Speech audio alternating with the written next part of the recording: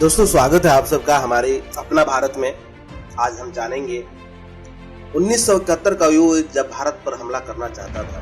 जी हाँ दोस्तों, जैसा कि आप जानते हैं कि साल 1971 से पहले तक बांग्लादेश पाकिस्तान का एक हिस्सा था, जिसे पूर्वी पाकिस्तान के रूप में जाना जाता था।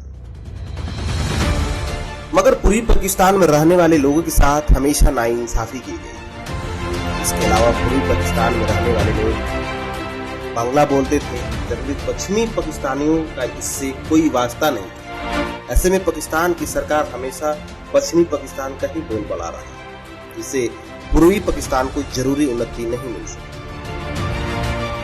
पूर्वी पाकिस्तान के लोग अब पश्चिमी पाकिस्तान से नफरत करने लगे थे। इसी के साथ वहां अलगाव की राजनीति शुरू हुई, जो अब भयानक रूप ले चुकी। इस अलगाव या कहे विद्रोह को दबाने के लिए पूर्वी पाकिस्तान ने बल प्रयोग किया और कई सैन्य ऑपरेशन भी चलाए। ऐसी स्थिति में भारत पर खतरा आन पड़ा था। बड़ी संख्या में पूर्वी पाकिस्तान के लोग भारत में अवैध रूप से प्रवेश करने लगे। इस स्थिति से निपटने के लिए भारत ने सैन्य ऑपरेशन चलाया। हालांकि इसमें अमेरिका ने अपनी टांग अड़ानी चाहिए और उसने भारत पर हमले के लिए अपने पूर्व बंगाल की खाड़ी भेज दी। लेकिन भारत के सहयोगी रूस ने अमेरिका की इस नीति को फेल कर दिया। आखिरकार पाकिस्तान का बंटवारा कर दिया गया और एक बांग्लादेश नामक एक नए राष्ट्र का उदय हुआ। बंगाली शरणार्थी पूर्वी पाकिस्तान से निकलकर भारत में आने लगे थे, जो कि भारत के लिए परेशानी का सबब बनते जा रहे थे। इन हालातों पर गंभीरता बरतते हुए तत्कालीन प्रधानमंत्री इंदिरा गांधी ने अमेरिकी राष्ट्रपति रिचर्ड निक्सन को इस बारे में जानकारी दी।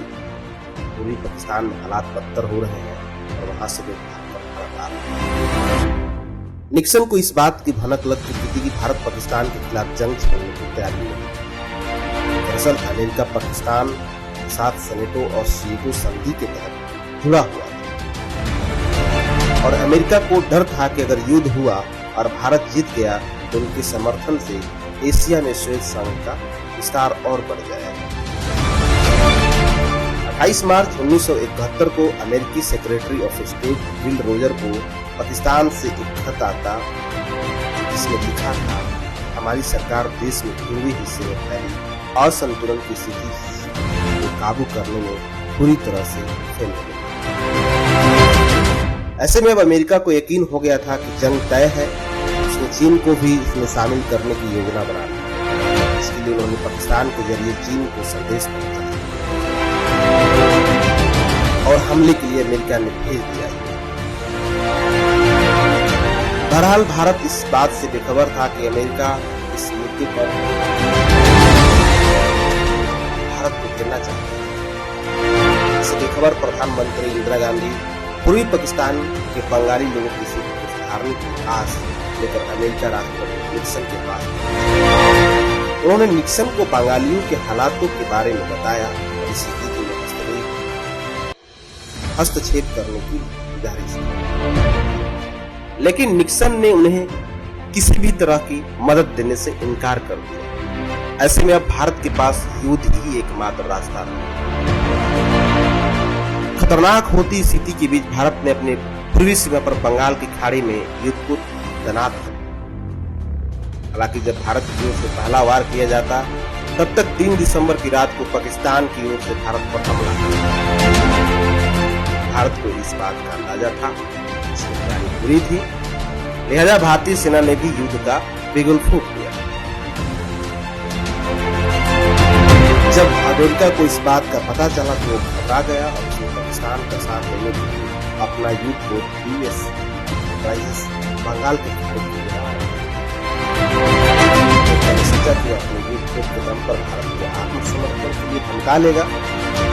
10 दिसंबर को भारतीय खुफिया एजेंसी ने राष्ट्रपति निक्सन द्वारा सेक्रेटरी को भेजा गया एक संदेश पकड़ा। इसमें निक्सन ने कहा कि उनका 75,000 टन न्यूक्लियर पावर एयरक्राफ्ट युद्ध को यूएस एंटरप्राइज से अपने निर्धारित स्थान पर पहुंचा। खबर मिलते ही भारतीय नौसेना ने भी जवाब में अपने युद्ध को विक्रांत को मैदान में उतारा। अब यूएस एंटरप्राइजेज और भारतीय सौरों के बीच विक्रांत चट्टान बनकर खड़ा। से भारत की। इस बीच सोवियत खुफिया एजेंसी से एक खबर आई कि ब्रिटिश युद्धपोत ईगल भारतीय महाद्वीप की ओर बढ़ रहा है। हालांकि इसके बावजूद भारत घबराया नहीं और प्रधानमंत्री इंदिरा गांधी ने सख्त रवैया अपनाते हुए दुश्मन का सामना करने का फैसला किया। इस दौरान इंदिरा गांधी ने इंडो सोवियत संधि के तहत रूस से मदद ली। 13 दिसंबर को एडमिरल व्लादिमीर करुपलयाक्यू के नेतृत्व में सोवियत संघ ने न्यूक्लियर हथियारों से लैस युद्धपोत और अपनी मौजूदगी को जताने के लिए सबमरीन को भारतीय महासागर तल पर रखा। दुश्मन को पता चल जाए भारत अकेला नहीं। रूस के बढ़ते कदम देख ब्रिटिश उल्टे पांव वापस। उनके साथ ही अमेरिका ने भी खाड़ी से अपनी सेना को वापस लिया। इस बीच प्रधानमंत्री इंदिरा गांधी ने एक नया दस्तावेज पारित किया और पूर्वी पाकिस्तान और अलग देश बनाने का निर्णय लिया। भारतीय सेना ने पूरी ताकत से हमला किया और लाहौर के रास्ते पाकिस्तान में दाखिल हुआ। पाकिस्तान सेना का क्षेत्रीय रक्षण भारतीय सेना के सामने कमजोर पड़ रहा था। इसे देखते हुए आखिरकार 14 दिसंबर को पाकिस्तान आर्मी जनरल रियाजी ने ढाका में मौजूद अमेरिकी उच्चायुक्त से कहा कि वो आत्मसमर्पण करना चाहते। इसके बाद ये वाशिंगटन पहुंची। फिर वहां से नई दिल्ली में खबर आई। इसके बाद भारतीय सेना को आगे बढ़ने से रोक दिया गया और पाकिस्तान में भारत के आगे भारत और पाकिस्तान के बीच आपसी सहमति ने पूर्वी पाकिस्तान को अलग देश घोषित कर दिया, जिसे बांग्लादेश नाम दिया। जो भारतीय इतिहास का एक अहम मामला था कि भारत को सिर्फ पाकिस्तान पर भी हावी नहीं थी, बल्कि अमेरिका, चीन और ब्रिटेन को अपनी ताकत का एक नमूना था। सूझबूझ की बदौलत भारत दक्षिणी एशिया का एक ताकतवर देश बनकर